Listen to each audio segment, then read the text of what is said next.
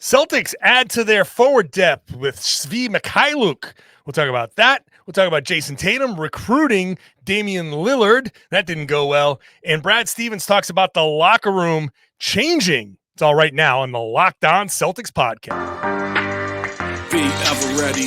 Recognize the city of champs. Boston, baby, we do what you can't. Locked on number 18, Tatum and Brown, J-team, step back. We gon' wet that and slay teams. Of course, the Celtics, who else could it be? Screaming like KG with the Larry O.B. Karalis above average, assessing the team status. Best daily pod, no cap salary matching. Clutch like Bird the DJ, Heat John on replay. Prime time, dapping up the truth on the sideline. Raining J's, how it started, raising banners, how we finished. Locked on Celtics, pod, home of the winners. B. Hey there, welcome back to the Locked On Celtics podcast right here in the Locked On Podcast Network. It's your team every day here in the Locked On Podcast Network. We're here for you every Monday, Wednesday, and Friday for the time being. In 3 weeks, we're going to come back to the 5-day-a-week thing. And then after that, it's going to be 6, potentially 7 days a week, depending if they play on the weekends, which they always do. So post-game podcasts for you there. Subscribe. Make sure you are getting these podcasts as soon as they drop. Get notified on YouTube. Ring the bell when the videos drop, because those tend to drop ahead of the audio podcast. So get a little bit of advanced, a little heads up there to get the podcast. So yeah, do that stuff. Do all that stuff that we ask you to do. I'm John Karalis. I used to play a long time ago. Now I cover the Celtics for Boston Sports Journal. And today we got all sorts of stuff. We got Brad Stevens talking about the changing locker room and who needs to step up there. In the second segment, we'll talk about Jayson Tatum recruiting Damian Lillard. And who was he willing to trade in order to get to get to Damian Lillard? We're going to start with Svi Mykhailiuk, and we're going to start with our guy, Tom Westerholm. Tommy boy, what's going on? Look at you. What's up, man? Backdrop, plant. There's a recording sign. You know. I got my super nice guitar head in the background. Yeah. We've been working here, man. You've upgraded the apparatus. I enjoy that. Oh, I've upgraded it. Yes. It's much better. People don't like the small talk at the top of basketball podcasts, so we must just cut it off. Stop talking. Stop it. Stop being friendly. Svi Mykhailiuk. Mm-hmm. I'm Westerholm. Speak on Svi Mykhailiuk. You like? Yes, I think he's. Look, yeah, dude, he's a shooter. What do you think? I know he's a shooter. What do you think? I think. Does Tom enjoy having another shooter on the team? Yes.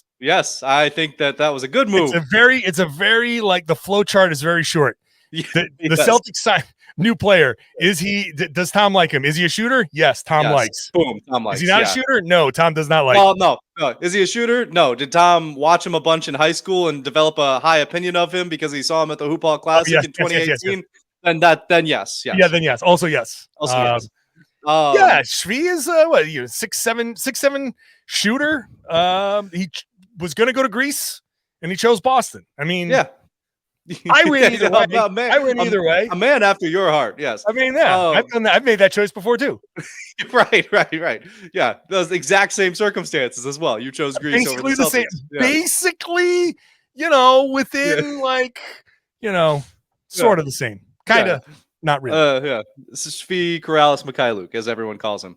I think. Look, this is a guy who I think he's kind of in that mold of guys that I've always been like, yeah, I think the Celtics could just use somebody like this. I mean, how many times have we talked about it? Yeah, it would be great if certain guys on this team had a little bit more space to operate, some more shooting around them, some more options to spray the ball out to. And again, this is a guy that the Celtics are bringing in on August 31. Like that's not, this is not like the Kristaps Porzingis trade. This is not like batten down the hatches. We're going to be up all night writing and podcasting. This is a nice addition to make late in the year and a good option to bring in off the bench, and a guy who's been around the NBA a bunch. And if you bring him into a game, you're like, okay, I have seen this guy play quite a few professional basketball games. Like you go, okay, Basketball Reference has him at 252. He has made 252 NBA appearances. Yes. Beautiful. That's perfect. Yes. He can shoot. He's tall enough, and he's played a lot of NBA basketball. That's a nice end of the summer signing for the Celtics, in my opinion. I agree. By the way, today's show is brought to you by FanDuel. FanDuel Sportsbook is the official sportsbook of Lock On. Make every moment more right now. New customers get if you bet $5, you get $200 in bonus bets guaranteed. Visit FanDuel.com/lockedon to get started. Yeah, look, this is his 6th season in the NBA. He's going into season number 6. This is team number 7. So let's not get it twisted, right? He is who he is, and there's a reason why he's bounced around. If he was that good, he would have stayed in Charlotte. Charlotte could use a guy like that. Who can't use a guy like that? But for Boston in this role, look, he's either going to be a nice minimum signing. It's a veteran minimum signing. He's either going to be a nice signing that hits a couple of 3-pointers a game, and maybe he pushes Sam Hauser in training camp. It may actually weirdly come down to a competition between 2 shooters to figure out who the best defender is and have that guy get a bulk of the minutes. And, maybe you just need somebody to push Hauser a little bit in camp and see who you can get the best out of. And hopefully one of those guys can be a 20+ minute a game guy, tall guy who shoots the ball a lot. Right. And that hopefully isn't a turnstile on defense. And that's basically all you're looking for. Right. This is the Justin Jackson era, or like time period of the summer, right? Like this is the guy who's going to come in, compete a little bit, can, like you said, can push some guys in camp a little bit, can wave a towel a little bit and be like, hey, yeah, you guys are awesome. You guys are playing so good. Oh man, I'm like, wow, you guys look awesome out there. Keep it up, guys. Keep it up, guys. Hey, we're all listening to Brad, or to Brad. We're all listening to Joe right now. Come on, guys. Like, like that's where we're at. And I think Svi makes a lot of sense in that role. I think it is going to be a little interesting. I think when I saw the name obviously come across, I was like, oh wow, like they picked up a pretty high level shooter. You go on his Basketball Reference and it's like, a high level shooter in certain situations. It seems yes.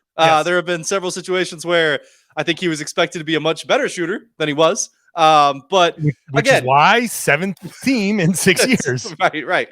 But again, you're talking about the Justin Jackson time of the summer. You're not like, this is right.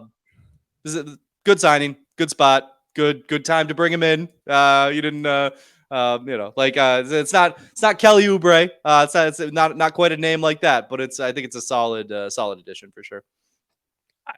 And that's it. That's the end of the Svi Mykhailiuk discussion. Solid addition. Which is funny that they brought in a whole new guy on August 31, and like people who are starved for content are still just like, yeah, solid addition, and that's all I really got on him. We could drag it out. We could drag it out.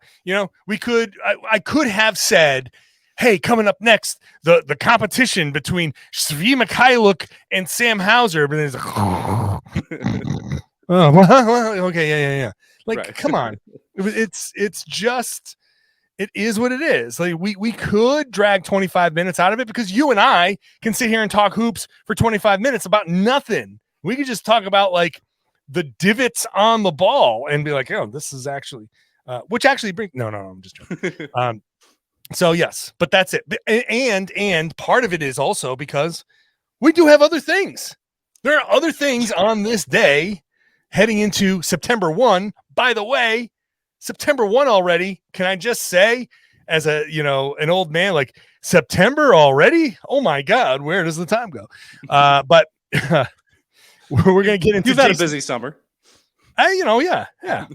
It's moderately busy for me.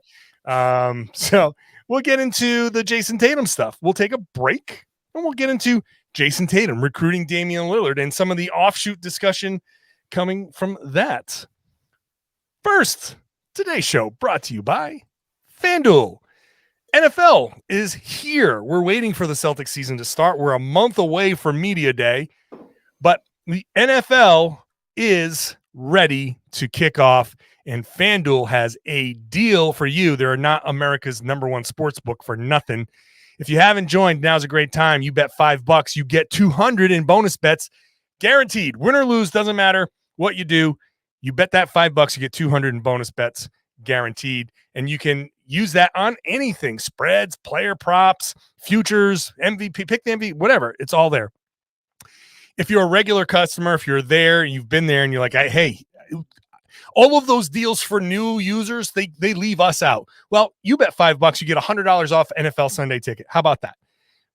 So you bet your $5, they give you the $100 off. You order NFL Sunday ticket through YouTube TV, and there you go. You get your deal. So now is the best time to join FanDuel. The app is super easy to use. It's fun. There's a lots to bet on. When the NBA season comes around, you can bet on plenty of action there. It's all at FanDuel.com/locked-on. FanDuel.com/locked-on. Kick off the NFL season with an offer you cannot refuse. And the FanDuel is an official partner of the NFL. We just ask you to please gamble responsibly. Thank you for making Locked On Celtics your first listen every day. Again, Monday through Friday for the next few weeks. Coming back at September 18th, I believe, begins our 5-day a week. So subscribe. We'll start previewing everything, really getting into the nuts and bolts of this upcoming season. And then, hey, training camp, then media day, all that stuff. I will be there. For people who don't know, when I say I cover the Celtics for Boston Sports Journal, I'm there. I'm going to be at media day. I'm going to be on the floor there at the practice facility, seeing everything with my own eyes.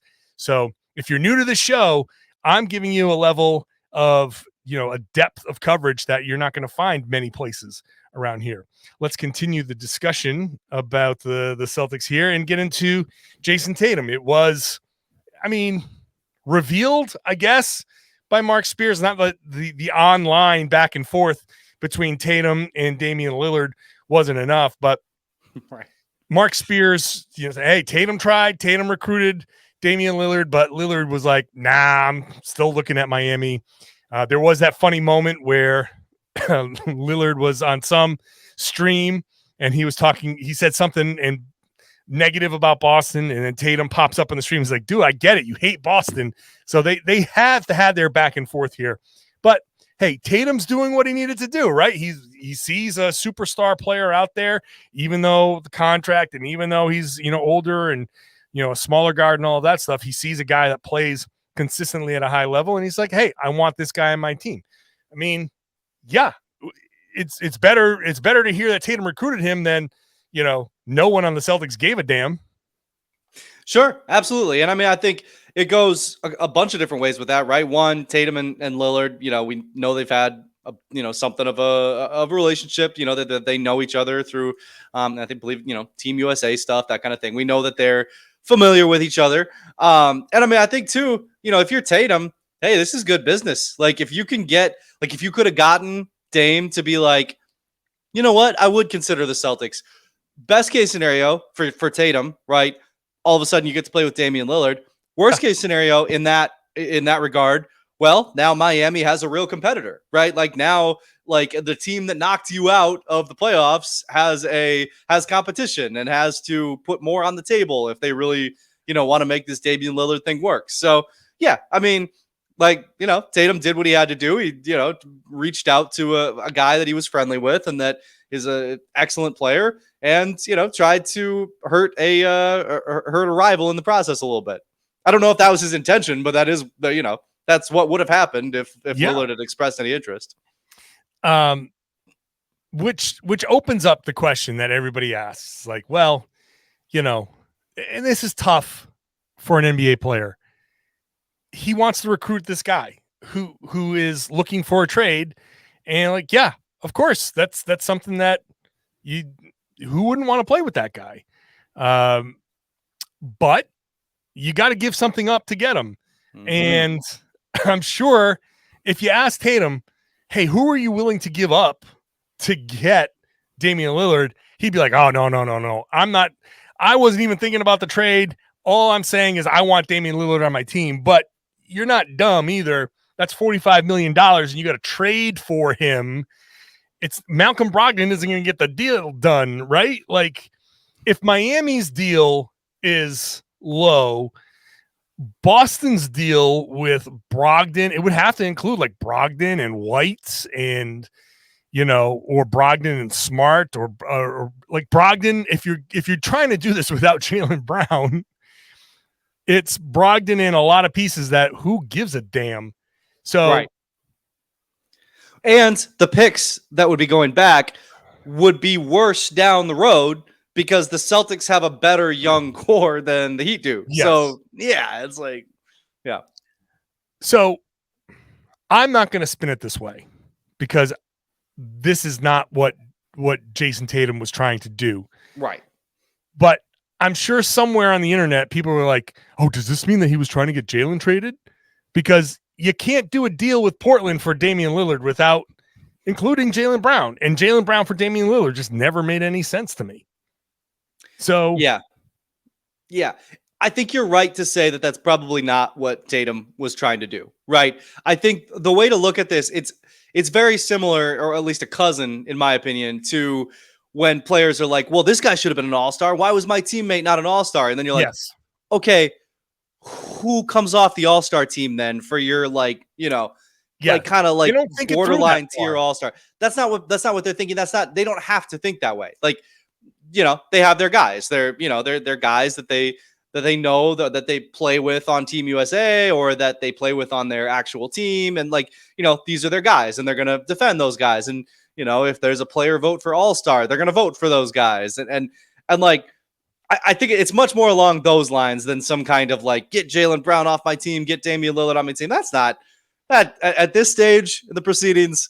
No. I don't think that's where, come on, man. Like that's, these guys like, they've done a lot of work to get to this point. I think Jaylen and Jayson, and like I don't think Tatum was out here trying to sabotage all that for 33-year-old Damian Lillard. Like this is just, I think very much this was just an all-star type situation, right? And I don't want to make it like a straw man argument. Like I don't want to make it like I'm just making something up so we can argue against it.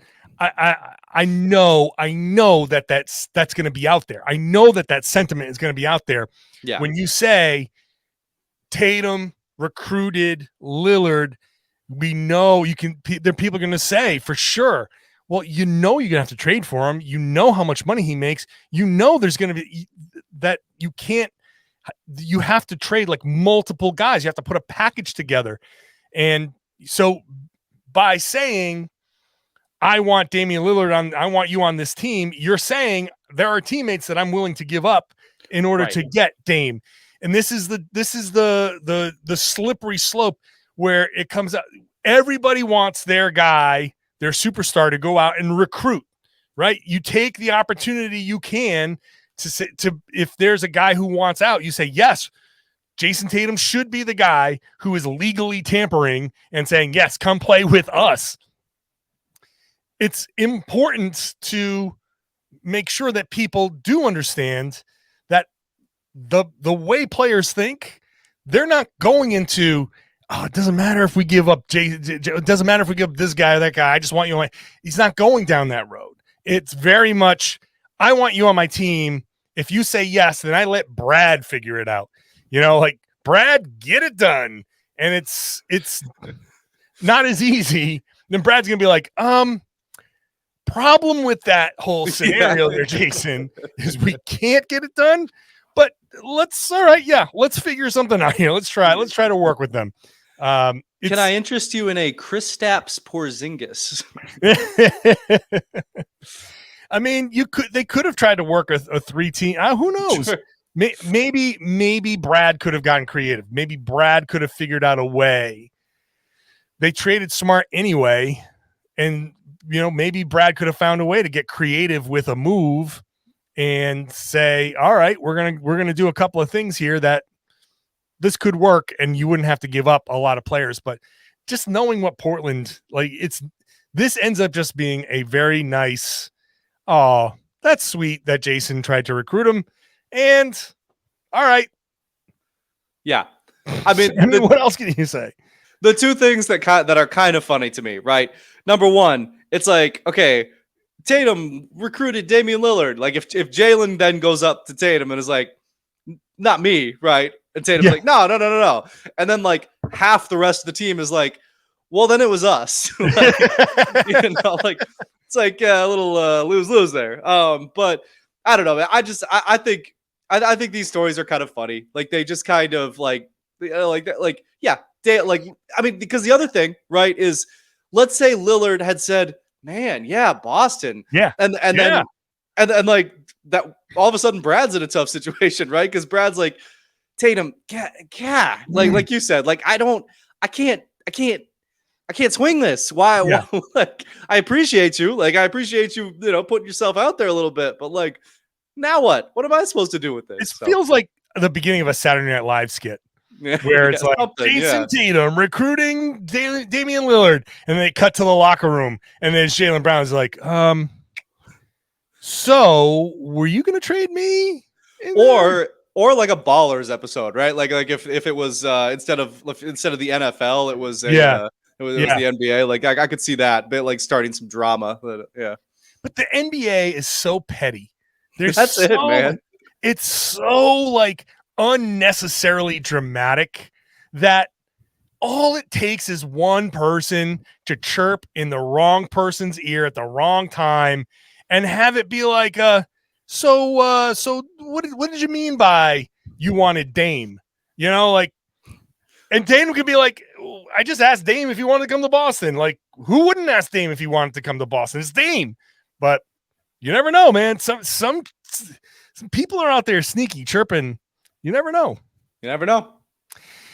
Brad Stevens was chirping on the radio, talking about a number of things. Speaking of locker rooms. Noted chirper Brad Stevens. Noted chirper Brad Stevens. The locker room. Speaking of locker rooms and the dynamic, we'll talk about Brad and what he thinks about Marcus Smart going out and how things have to change. Talk about that in just a second. First, thank you for making Locked On Celtics your first listen every day. Head on over to the Locked On NBA podcast. That show still 5 days a week, covering the league as a whole. I am there on Wednesdays with Jake Madison. So check it out. Even if you're just listening on Wednesdays, but I suggest listening every day of the week, making it part of your regular rotation after you're done with Locked On Celtics. All right, let's get back to this. Brad Stevens. I wrote this on Boston Sports Journal that remember the Arrested Development, the Milford man, children should be neither seen nor heard.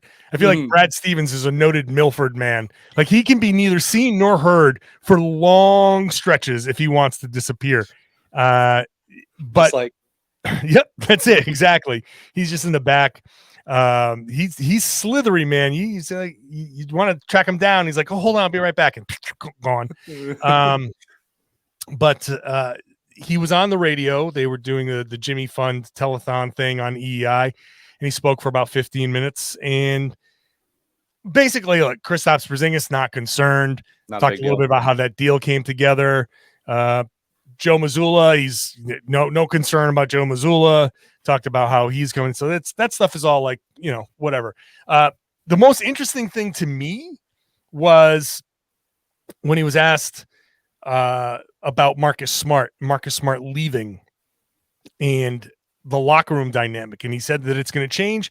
And he said, obviously we need Jaylen and Jayson to continue their progression in that regard. And I thought that was interesting. And I don't know, Tom, it feels like, and I didn't really consider this at the time of the Smart trade, by trading Smart, you've traded away one of the leading voices in the locker room, which we've discussed, and we say, hey, that kind of sucks because he's the longest tenured Celtic and all of that, kind of sort of the captain without being named the captain. But by trading him away, you force Tatum and Brown, noted quiet, lead by example, Jayson Tatum, who has been talked about as, hey, he's getting more vocal. You're forcing these two guys. Jaylen is now the most tenured Celtic. He's also the highest paid Celtic for now. Yeah. And, Jayson is going to be the highest paid Celtic in a couple of seasons. And he's obviously not only the face of the team or one of the faces of the team, he's one of the faces of the NBA. So you're pushing these two guys. Al Horford is obviously like, he's the one guy left that can kind of scold Tatum and Brown if they need scolding. It's like dad coming in, they'll listen to him. Right. But the rest of everything is now on Tatum and Brown. They can't hide behind Smart. They can't send Smart out to take bullets from the media. It's them. It's those two, which I didn't even really consider how much that trade pushed them to the forefront in that regard. Yeah, no, I think that's a pretty significant thing, right? And it's Jaylen is almost more interesting to me than Tatum, because I think Tatum, kind of being a face of the NBA in the way that you said, he could. I mean, you said okay, send Smart out to take heat from the media. Like, one of those guys usually comes out and faces the media anyway, right? Like, there's usually you usually get at least one of them. Does, at least. Yeah. And I mean, if one of them has a bad game, you might not get him, whatever. But generally speaking, you usually get one of them. I'm really interested in Jaylen, because Jaylen has always kind of had, he's always kind of had this almost like a work-life balance thing, right? Because he loves basketball, and he's obsessive about his training and all this stuff. But he also really likes to travel, and he has other pursuits that he's interested in. He started his clothing line. He's got things that he likes to kind of dabble in, and that's a good 100%. Thing. That's a really, really good thing. I'm glad he's got those. That's a very important thing to have in a high pressure job like being an NBA player. But I think it's kind of interesting how I don't think we've kind of seen what he would be like in a real take the reins leadership scenario. Mm-hmm. You know what I mean? Like that kind of okay, guys, this is how we're going to do this.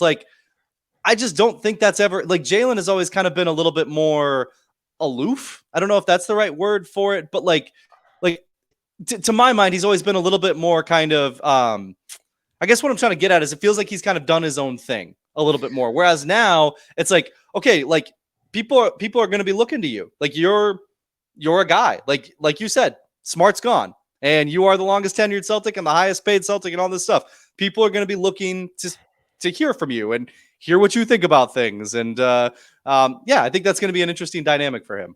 I think for Jaylen, there's always been a level of, I don't want to call it insecurity when he speaks to the media, but he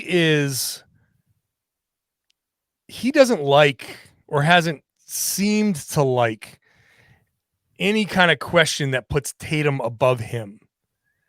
And whenever someone says something about Tatum, other than when he scores 50 and he has a very obviously, then he's that's that dude, people should be buying his sneakers and all that stuff. He always is there to equate himself with Jayson Tatum, right? And on a leadership level, he is. Now he's not the same basketball player that Tatum is. He's not first team All NBA, and he's third team All NBA or second team, but that top 5 player in the league, who knows? Maybe he'll get there. But it seems like there are some times when he speaks, I don't know what the right word is. It's not adversarial. It's not contradictory, but there's something in him that makes it almost seem like he doesn't appreciate how he's classified amongst everybody. And he, in his answers, is very careful to make sure he elevates himself into that discussion. And I think that if he's going to take this role as one of the leaders, he has to take that stuff in stride, even though it's something that might bother him. I think that's something that he needs to more publicly take in stride, because the one thing that you need from these leaders is consistent messaging, same page, same, everything is kind of the same. Even if they're both pissed off, they have to be kind of consistent messaging. And it just, I want to see him take some of that stuff more in stride whenever it comes up. And I don't know. I don't know what else to say about that. I don't know if you see what I'm seeing, but yeah, I guess I don't know that I necessarily see him. I do feel like we see a pretty fair amount of Jaylen being like, Tatum is that guy, right? Like, I think Jaylen would also really like people to, I think appropriately, he would also really like people to say that Jaylen is that guy, because Jaylen is that guy. I don't think he's quite the Tatum guy, right? Like, he's not that guy though. Well, he's not that guy, but he's definitely that guy, you know. And I think what I'm really interested in is, you know, like, I think we have seen a small softening with Jaylen and the media, maybe, right? Like, because, you know, the media did him a little bit of a solid this last year, made him a much richer man. Sure. You know, like, there's, I mean, you know, we saw like the notes that he sent out to people and stuff like that. Like, you know, that is, you know, that's, I'm curious to see how that dynamic continues, because whatever happens this year, whatever questions he's asked, whatever implications may be made that he doesn't like about his standing in the, you know, top 10, top 15, top 20 of the NBA, it's kind of irrefutable that he is a much richer man. Thanks to the NBA media. So, yeah, you know, I don't know, man.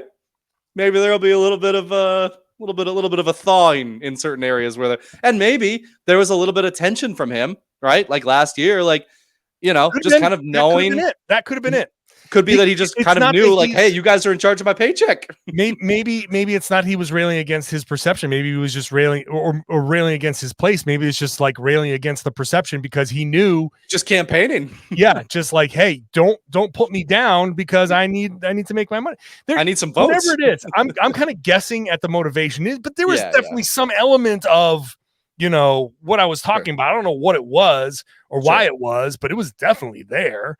And yeah, but you're right. If he's, you know, if he looks around, if he says anything like, oh, the media doesn't appreciate or whatever, like, the media got you how many extra millions you want to spread that around? Let me hold $100 here, man. Yeah, right. Like, you know, come on. Yeah. But it is going to be interesting. I am interested to see the dynamic between Jaylen and, you know, the media, and just as a leader, and Jayson as a leader. Like, I don't want to just make it about one guy. No, for sure. Jayson has, you know, he has opened up a lot over the past season. Like, he's definitely, we wait a long time for him to come out, but when he comes out, he's generally like, he's not shy. He's not like giving us cliche. He's not speaking like he used to. He used to be a lot quieter. He used to be tough to hear. And now he's definitely opening up and speaking a little bit more openly. Now let's see what this next step is. If there is something, maybe they don't perceive it. Maybe this is just something that we're even making up, and they don't feel what we're feeling. And I mean, to be honest too, the other thing is that what we're talking about is the answers that these guys give the media. Like, we're not even talking about what Brad is talking about. Brad's talking about them in the locker room, right? Like, that's right. You know, kind of being voices in the locker room. He's not talking about being voices to the media. That's just kind of what our perception. Well, that's our side of it. That's our side of it. Like, exactly. And that's something that, but that is part of it. It's not all of it, like you said. So it's not all of it. How they are with each other and how they are with us, it doesn't matter. It doesn't matter how they are with us. It just matters how they are with each other. Right. Totally understand that. But when you're out there in front of the media, you got to make sure, especially if you're one of the two best players, you got to make sure, like, there is a political kind of like stance you have to take. There are things you have to brush off. There has to be some spin at some point, right? Because as much as I want the honest answer, you know, there are aggregators. Like, the aggregation is out of control right now. The aggregation is absolutely out of effing control right now. And and I come from the aggregation sphere. I was a blogger. I know what it's like to aggregate. But I mean, there used to be some art to it. There definitely used to be. There used to be some integrity. We used to make things in this country. It's at this point, there are certain levels. I mean, it's really, I mean, when I say anything is fair play, anything is fair play. It doesn't matter who said it. Is if somebody tweet anything. So if these guys give any semblance of an honest answer, like it's very easy for half a sentence to make a headline to get aggregated. And then what happens is that comes back to us. It comes back to us because they see it and they see the headline, they see it chopped up, and they're like, oh, the media be like, God damn. So they have to be, all of that is to say they have to be political. They have to watch what they say. And so it's going to be interesting to see how these guys handle that. It will. All right. That's it. Friday show. We're done. Hey. No small talk. People don't like small talk, Tom. So bye. Bye. Appreciate you. Appreciate you too. That does not count as small talk. Thanks everybody. Appreciate everybody for listening, for watching, if you're a subscriber, if you're not a subscriber and you're still here, well, I hope that means you are going to become a subscriber again in a few weeks, 5 days a week. Then during the season, when they start playing post-game podcasts every night. So that might mean 6 or 7 podcasts a week. You never know. So subscribe. If you're an everydayer, if you're listening all the time, thank you so much. I would love it now if you share the podcast, spread the word, tell your friends, tell everybody that they should be listening to and watching the Locked On Celtics podcast right here on the Locked On Podcast Network. It's your team every day.